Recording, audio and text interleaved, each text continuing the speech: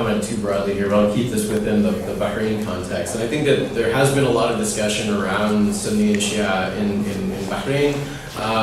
And I think that that is a reflection of a lot of really sectarian policies that have been driven by the Bahraini government to increase separations within the society and to drive different wedges. And I think that it's important to remember, looking back just to 2011, that when the Arab Spring protests erupted in Bahrain as well, you saw tens of thousands, if not hundreds of thousands of people on the streets that were from the Shia community, from the Sunni community, that were secularists, that were religious, that were really cross-cutting across all of society, and that this wasn't a Shia uprising against a Sunni monarchy. It was not at all a specific sort of sectarian approach there. And even within the opposition groups that we're discussing today, you have Al-Wafaq, which is a Shia religious political society, but you also have WAD, which is a secular leftist society that was run by a Sunni, Ibrahim Sharif.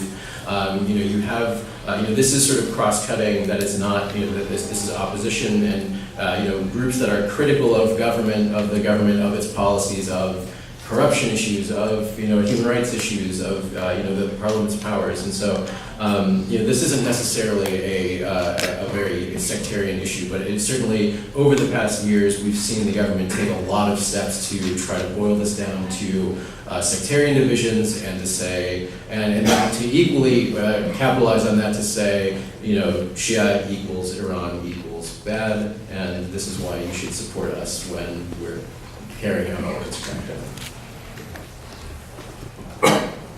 And just to piggyback on that a little bit, the people in Bahrain have shown a willingness to sort of dismiss this sort of Sunni and Shia divide.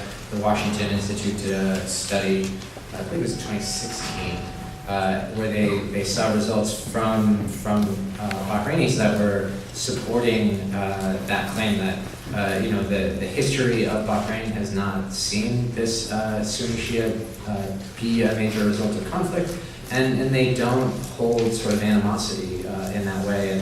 And as Michael was saying, it really is sort of being driven by a regional conflict as well as Bahraini regime sort of playing into it.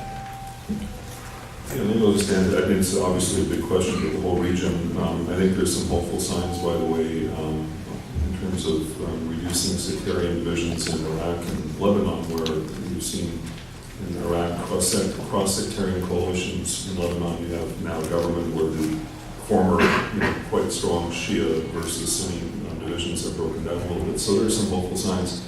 But in Bahrain, I'll just end maybe on a more personal note. India was no longer able to get in the country.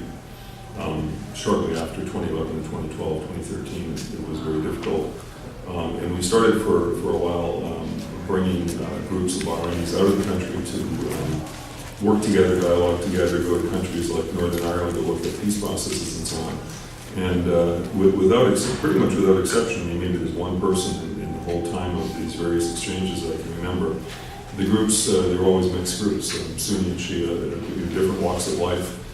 There was never any problem with Bahraini groups, mixed groups. They worked really well together, super friendly, established relationships that they often didn't have in the country, and kept those relationships going.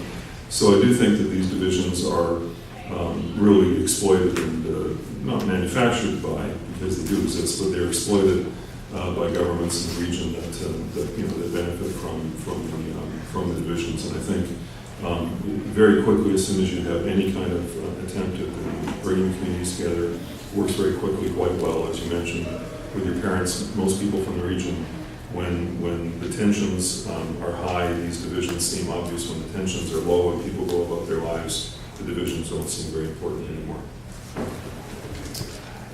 Okay, thank you. On behalf of the Commission and Congresswoman Governor, we'll stand adjourned. Thank you for coming.